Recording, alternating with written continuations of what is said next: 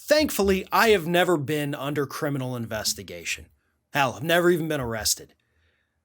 But I have to imagine that if you're a high-profile politician or former politician or public figure in any way here in the United States, and you're trying to fight off an investigation saying that you may have been acting as an unregistered foreign agent, that's probably got to get pretty expensive, right? You want the best legal counsel that money can buy. And that is the situation that Rudy Giuliani has put himself in. And according to a report by the New York Times, those bills are adding up fast. And Giuliani isn't a Donald Trump. Giuliani doesn't have $1 billion in the bank. Giuliani's got money, but when you have to fight a legal battle of this caliber for this long, even the biggest fortunes can run out pretty quickly because these lawyers aren't cheap. So, what is happening?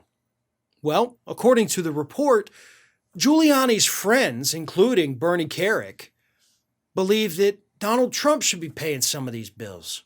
He's got the money. He always brags about how much money he has.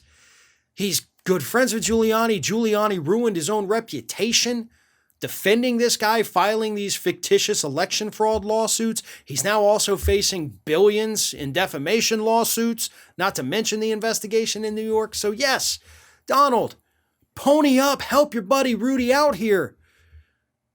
But the report says that Donald Trump has told his friends that Giuliani's not going to get a dime from him. He's not going to pay any of his bills. And at this point, I'm honestly wondering if Donald Trump has actually paid Rudy Giuliani for any of the legal work that he's done for him over the years. There were reports when Giuliani first stepped up as the guy that was going to challenge the 2020 election that he had allegedly asked for $20,000 a day. He came out and said, no, that's ridiculous. I'd never ask for that. And I'm sure Donald Trump would never pay that. But that is basically what good legal representation might run you in massive cases.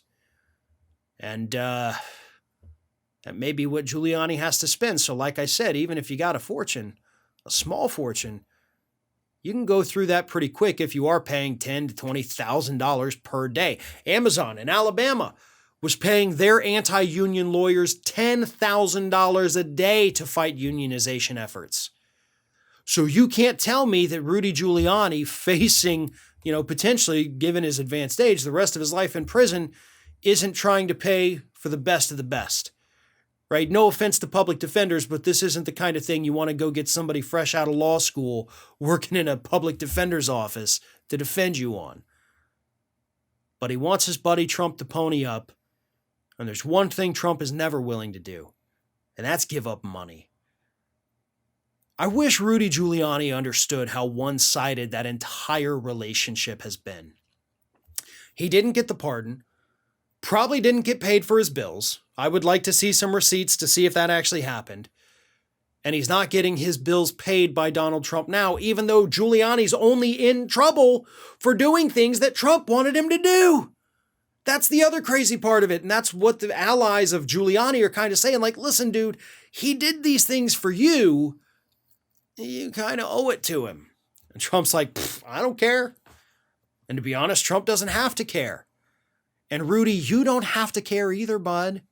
Because you know what you could do? Do you know what you could do?